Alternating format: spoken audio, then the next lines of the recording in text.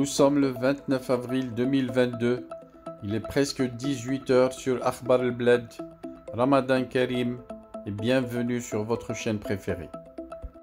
Toujours en Algérie, et cette fois un record mondial, une première mondiale, le général Saïd Chingriha prononce 11 discours en 18 jours, du jamais vu, et de qui?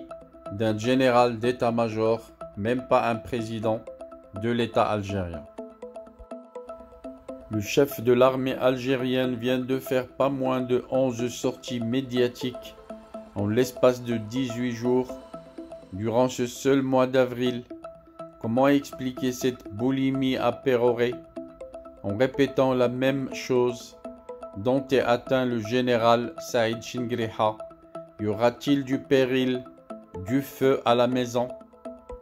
Avant de répondre à cette question, n'oubliez pas de vous abonner à votre chaîne préférée Akhbar al-Bled, mais surtout le plus important, n'oubliez pas de cliquer sur la cloche pour être sûr de recevoir un bip qui vous avise à chaque fois qu'il y a du nouveau sur la chaîne pour y aller et être le premier à consulter le contenu.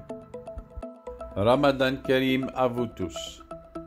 En l'espace d'un peu plus de 2 semaines, du 11 avril au jeudi 28, le chef d'état-major de l'armée algérienne Saïd Chingriha a prononcé pas moins de 11 discours retransmis à la télévision publique et repris par les médias proches du pouvoir.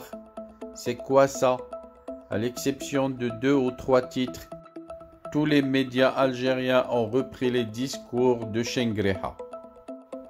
Les thématiques abordées à partir de différentes bases militaires devant un auditoire en Trier et en Rangers étant quasiment les mêmes, une seule sortie par visioconférence aurait suffi. Mais quand ce monsieur âgé de 77 ans est atteint de plusieurs maladies chroniques, vadrouille de la sorte entre plusieurs régions militaires, dont certaines en plein désert, c'est qu'il y a un danger à la maison.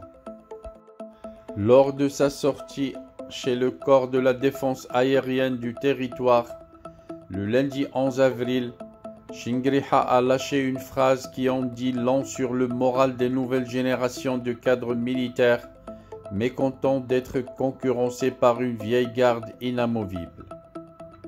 Nous voulons que les jeunes générations de demain aient foi en leur pays et ses capacités, entretiennent l'espoir en un avenir meilleur, œuvrent vers l'excellence professionnelle basée sur la concurrence loyale. Nous voulons que la flamme de l'amour de l'Algérie et le sens du sacrifice demeurent vivaces dans les cœurs et les âmes. Dans ce cadre, je continuerai d'encourager la concurrence loyale parmi les cadres élites de l'armée nationale populaire, de sorte qu'il n'y ait place que pour les plus compétents et les plus qualifiés, et de permettre de prendre des responsabilités dans tous les domaines du métier des armes et à tous les échelons de commandement. Mais ces responsabilités, aussi lourdes que sensibles, ne peuvent être assumées que par les plus émérites et les plus fidèles à l'armée, a déclaré Chingriha. Ces mêmes promesses à l'adresse de la jeunesse algérienne ont également été répétées le lendemain, lors de son passage par la première région militaire. Je suis profondément convaincu que chaque génération a son combat. Si celui de vos pères et grands-pères était de libérer nos terres des affres du colonialisme, et si celui de vos frères et camarades était de faire face au terrorisme barbare, alors le vôtre, vous la jeunesse de l'armée nationale algérienne, et à travers vous les jeunes de toute l'Algérie, et de suivre la voie et de sauvegarder l'indépendance de la nation et sa souveraineté, ce qui représente un combat de conscience par excellence, a affirmé Chingriha, qui a ainsi tenté de dissiper le malaise des jeunes cadres militaires.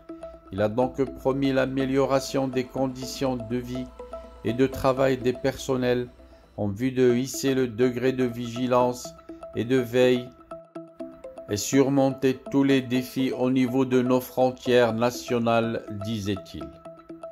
Or, ces jeunes cadres militaires seraient en réalité offusqués, à l'instar de toute la jeunesse algérienne, d'être dirigés par une génération de vieux généraux, incompétents et corrompus, dont les mains sont de surcroît souillées par le sang algérien qui a coulé durant la décennie noire des années 90. À ce sujet, Saïd Chingriha, ancien officier des forces spéciales au cours de cette période, a été accusé par des témoins oculaires, dont l'ancien officier parachutiste Habib Soueidia, actuellement exilé en France et auteur de La Sale Guerre, le témoignage d'un ancien officier des forces spéciales de l'armée algérienne d'avoir commis des crimes de guerre en 1994, ce qui ne l'empêche pas de continuer aujourd'hui ses manœuvres insidieuses en diffusant de faux aveux de présumés terroristes, une méthode que les Algériens qualifient de dahdehisme, qui vise à terroriser les activistes du Hirak en qualifiant les plus irréductibles d'entre eux de terroristes. Objectif de cette manœuvre désespérée, annihiler en les activistes du Hirak toute velléité de contestation du pouvoir de la junte en place depuis 60 ans. Sachant que le peuple et le pouvoir se regardent en chiens de faïence, Chingriha se retrouve donc obligé de haranguer les Algériens à partir des seules casernes militaires, alors que le président Abdelmjid, qui a effectué plusieurs voyages à l'étranger, n'a jamais en 2 ans et demi de la présidence osé quant à lui visiter ne serait-ce que la plus petite et la plus paisible des communes algériennes, une épreuve que le président algérien diffère constamment, de peur que même en redéployant massivement les forces de l'ordre, habillées en civil, lors de ce bain de foule tant attendu, les cris de Tebboune, l'usurpateur, ne transpercent son bouclier de protection. Face aux pénuries récurrentes et à la flambée des prix des produits de base, Abdelmjid, le président, ne cesse de menacer les spéculateurs de lourdes peines de prison, alors que Chingriha s'évertue à mettre les Algériens en garde contre les influenceurs et l'usage des réseaux sociaux, comme il l'a d'ailleurs déclaré le 16 avril depuis la localité de Borj Badji Mokhtar, près des frontières maliennes. Preuve de l'hystérie du régime et de son incapacité à faire face à cette sourde contestation, le chef d'état-major n'a eu de cesse, durant ses interventions de ce mois d'avril, d'appeler les Algériens à la vigilance, en multipliant ainsi ses appels à l'adresse des citoyens. Chingriha fait fonctionner à fond son levier de complotiste aigu en vue de semer la suspicion et la terreur dans le pays. Selon lui, les Algériens sont conscients que l'Algérie, grande de par ses positions immuables, n'a jamais été appréciée, ni elle le sera, par certaines parties conspiratrices, et que les tentatives de chantage, de déstabilisation et d'épuisement auxquelles elle fait face ne visent qu'à faire obstacle à ses potentialités et facteurs de sa puissance. Les Algériens sont même invités à se substituer aux forces de l'ordre, manifestement dépassés par l'onde de choc de la colère, encore cantonnée, mais pour combien de temps encore?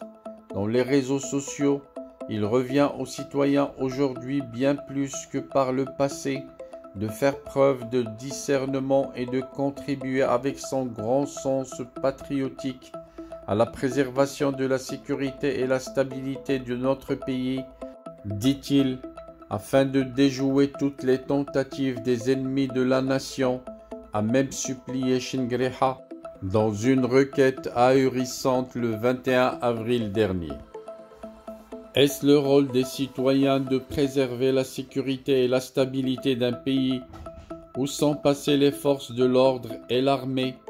Que signifie cet appel au secours de Chingriha au peuple pour faire face à un ennemi imaginaire et surtout Que cache cet aveu de faiblesse de l'armée algérienne? Restez branchés sur Akhbar al-Bled. Nous suivrons de près Chingriha durant ses prochains discours pour essayer de déceler certaines réponses qu'on essayera de vous faire parvenir. Merci de votre attention.